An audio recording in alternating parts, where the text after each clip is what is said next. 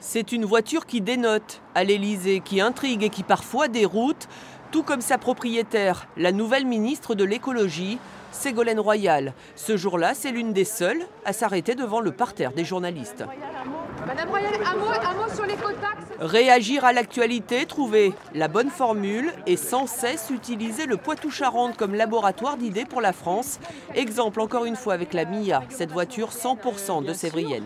Elle a beaucoup de succès et je vais voir comment un jour tous les ministres doivent venir en voiture électrique au Conseil des ministres pour donner l'exemple.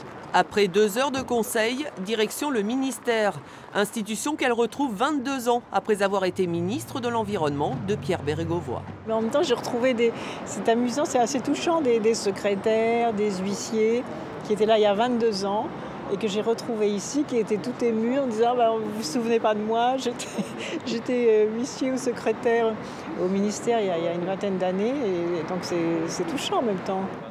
12h30, au menu, une réunion avec le ministre grec des Transports. Objectif, trouver des terrains d'entente et des projets en commun. Je leur ai fait part de l'expérience de Poitou-Charentes avec les panneaux photovoltaïques sur les trains. Et comme ils sont en train de lancer un grand programme sur les trains, en discutant, on s'est rendu compte que voilà un projet qui pourrait être intéressant à la fois en France et en Grèce.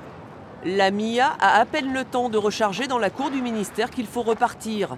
Ségolène Royal est attendue à 15h à l'Assemblée nationale pour les questions au gouvernement. Madame Royal, c'est un exercice pas facile de répondre comme ça aux députés. Non mais c'est France 3 Poitou-Charentes, j'ai un peu laissé-nous tranquille. C'est un exercice particulier quand même. Oui, parce qu'on ne connaît pas les questions à l'avance, donc voilà, il faut maîtriser l'ensemble des sujets. Il est 17h, retour au ministère pour une nouvelle réunion. Cette fois, c'est sur la stratégie à adopter sur la tarification de l'électricité. Il y a une urgence, c'est l'augmentation du prix de l'énergie. Je souhaite ne pas augmenter ce prix de l'énergie. Donc, je voudrais avoir tous les scénarios possibles. Une direction technique qui prépare. Passer d'un sujet à un autre, toute la journée, être en éveil permanent, c'est l'exercice obligé pour tout ministre. Elle demande toujours, concrètement, ça va faire quoi? Ça produit quoi? Qu'est-ce que les gens vont en retirer? Donc je trouve que c'est extrêmement stimulant et puis elle est en même temps à la fois très rigoureuse, très précise, mais très agréable dans le travail quotidien. Et donc c'est un vrai bonheur de travailler avec elle.